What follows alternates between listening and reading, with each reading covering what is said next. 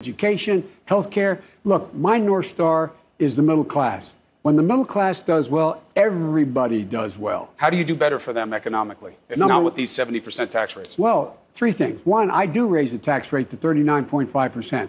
I do, in fact, eliminate the ability for them to write off capital gains the way they do now. I would raise billions of dollars, raise the corporate tax rate from 20 to 28%. It was 36 to 28%. That raised billions of dollars. Trump will say, but that's what brought the economy up to where it is those tax cuts. Ask these people who work in this restaurant how that economy came up for them. Ask them how good they feel about it. Ask them how the stock market has really helped them. Ask how driving us $2 trillion greater in debt has done anything for them. On health care, do you believe that undocumented people should have health care in this country? I think undocumented people need to have a means by which they can be covered when they're sick. And so the idea is that's what I think we should be doing by building more clinics around the country, not just for undocumented, for other people. When they're ill, when they're sick, people need, this is just common decency. You're not going to let somebody. Some popular. Well, I know it well is. Over 50% of people polled say undocumented people here should not have health care on our dime. Well, let me tell you something. In an emergency, they should have health care.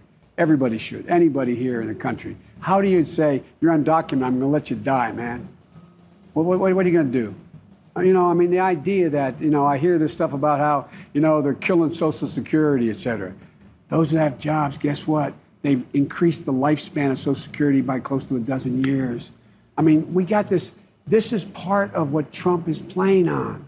He's playing. It works for him, this issue, the idea of law and order versus a left that seems like it's open borders because it means it's lawless. You have people who are running close to you now who are saying decriminalize coming into the country illegally. Do you believe that should be decriminalized? No, I don't. No, I don't. I think people should have to get in line. But if people are coming because they're actually seeking asylum, they should have a chance to make their case. I would be surging, as we did and Barack and I did, surging folks to the border to make those concrete decisions. Look, the other thing, Chris, is why are they coming?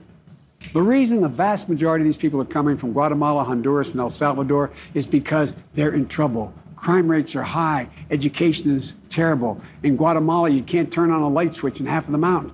And so what do? I put together a $740 million program with Republicans, I might add, at the very end saying, we'll make a deal with you. You do the following things to make your country better so people don't leave, and we will help you do that. Just like we did in Colombia. What did we do in Colombia? We went down and said, okay, and I was one of the architects of Plan Colombia. I said, here's the deal. If you have all these crooked cops, all these federal police, we're sending our FBI down. You let us put them through lie detector tests. Let us tell you who you should fire and tell you the kind of people you should hire. They did and began to change. So we can do so much if we're committed. What do you